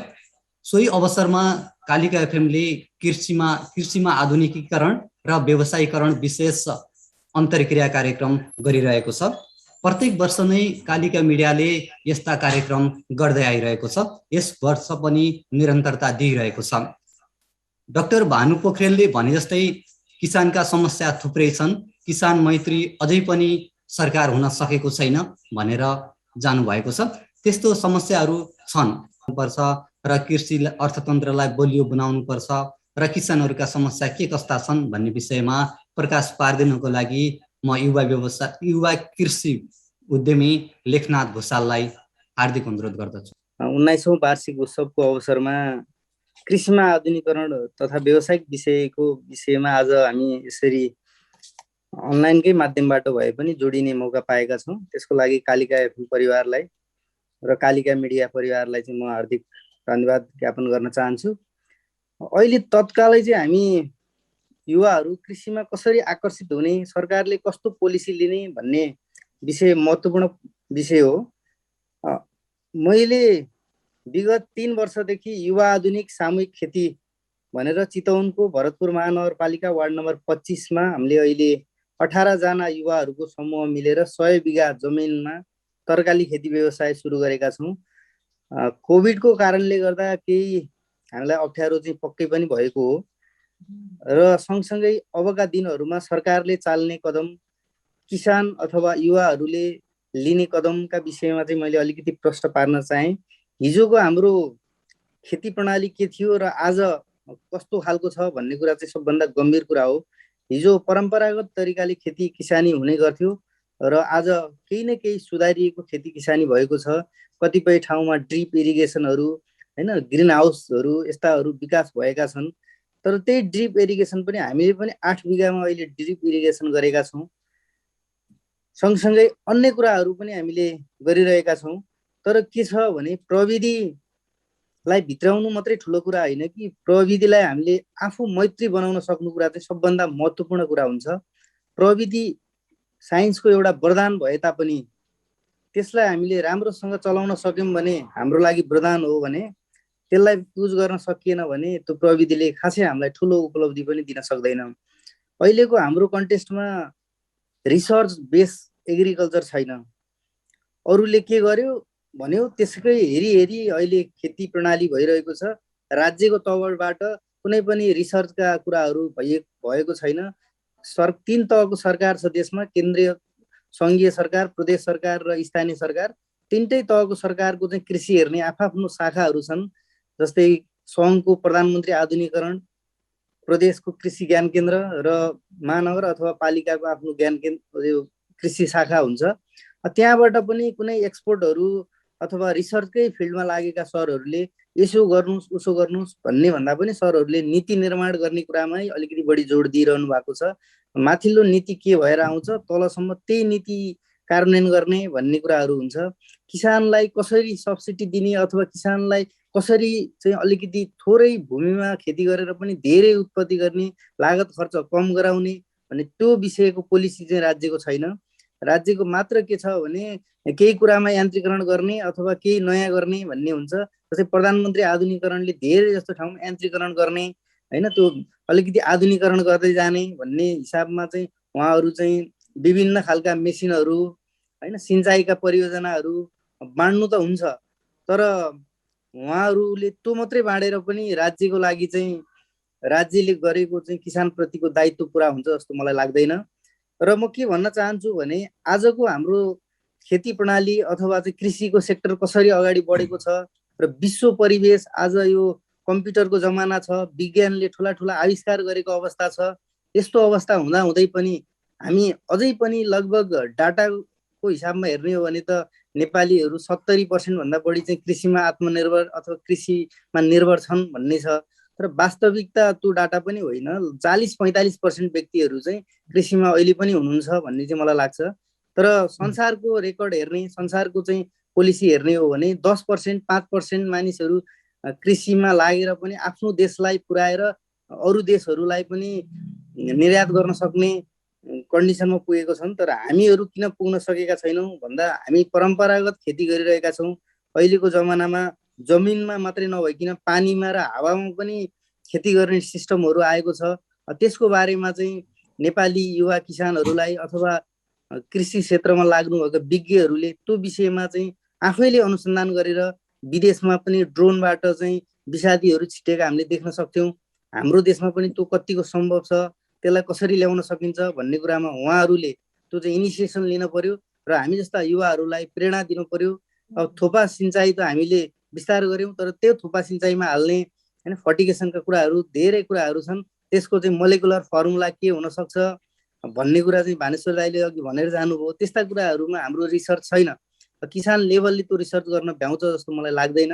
किन भन्दा अहिलेसम्म पनि कृषिमा जति पनि लाग्नु भएको छ पढेको साथीहरू भन्दा एउटा निर्वाहमुखी तरिकाले कृषिमा लाग्नु भएको छ। एक कृषि फिल्डमै हैन रामपुर क्याम्पसबाट पिएचडी गर्नुभएका थुप्रै चाहिँ कृषिका विज्ञहरू हुनुहुन्छ, उहाँहरूको रिसर्चहरू छ हैन। नेपालबाट विदेशमा कृषिकै लागि भनेर जाने थुप्रै युवाहरू हुनुहुन्थ्यो, उहाँहरू अहिले विदेशको कुन ठाउँमा हुनुहुन्छ, उहाँहरूको रिसर्च के छ र उहाँहरूले देशप्रति देशले त्यत्रो लगानी गरेर उहाँलाई डिग्रीसम्मको शिक्षा चाहिँ नेपालमा दियो। त्यस पछाडि उहाँहरू विदेश गएर विदेश पलायन हुनुभयो, उहाँहरूले विदेशमा कुन रिसर्च गर्नुभयो, त्यो रिसर्च नेपालको लागि काम छ कि छैन, ती कुराहरू चाहिँ राज्यले लिनुपर्छ र त्यही कुराहरू राज्यले लियो र नेपालमा पनि वैज्ञानिकहरू उत्पादन गर्यो भने इजरायलकै जस्तै खेती प्रणाली नेपालमा पनि गर्न सकिन्छ भन्ने मलाई लाग्छ। हामी युवाहरूलाई चाहिँ अहिले जो एग्रिकल्चर नै बेस पढेर बस्नुभएको, जस्तै भानेश्वर दाईको एग्रिकल्चर आफ्नै बेस छ, उहाँले अहिले कृषि नै गर्नु भएको छ हैन। उहाँ जस्तै युवाहरू हैन जो चाहिँ एग्रिकल्चर बेस भएर एग्रिकल्चरै पढेर एग्रिकल्चर गरिरहनु भएको त्यस्तो व्यक्तिहरूले चाहिँ अलिकति रिसर्च बेस भएर अरू किसानहरूलाई पनि हातेमालो गर्दै यो रिसर्चमा यसरी फाइदा हुन्छ हैन, तपाईँहरूको लागत कस्ट घट्छ, यो चाहिँ प्रविधि अपनाउनु भयो भने अहिले चाहिँ लेबरहरूको समस्या छ, त्यसलाई हटाउनको लागि विदेशमा त रोबोटहरूको सिस्टम पनि चलिसक्यो भन्ने कुरा आएको छ। नेपालमा चाहिँ त्यो रोबोटै ल्याउन नसके पनि विभिन्न यान्त्रिकरणका साधनहरू स्रोतहरू के हुन सक्छन्, हाम्रो नेपाल मैत्री अथवा हाम्रो माटो मैत्री भएका चाहिँ विभिन्न आविष्कार भएका साधनहरू नेपालमा भित्राएर किसानहरूलाई त्यसको बारेमा प्रशिक्षण अथवा त्यसको बारेमा चाहिँ अनुभवहरू सेयर गर्ने र किसानहरूलाई सिकाउने गरियो भने भोलिका दिनमा हामी चाहिँ कृषि क्रान्ति भनेर भनिरहेको छौँ, त्यो क्रान्ति चाहिँ गर्न सम्भव हुन्छ भन्ने लाग्छ। सँगसँगै म एउटा किसान भएको नाताले कृषि गर्दाखेरि हामीलाई परेको समस्याको बारेमा पनि भन्न चाहे।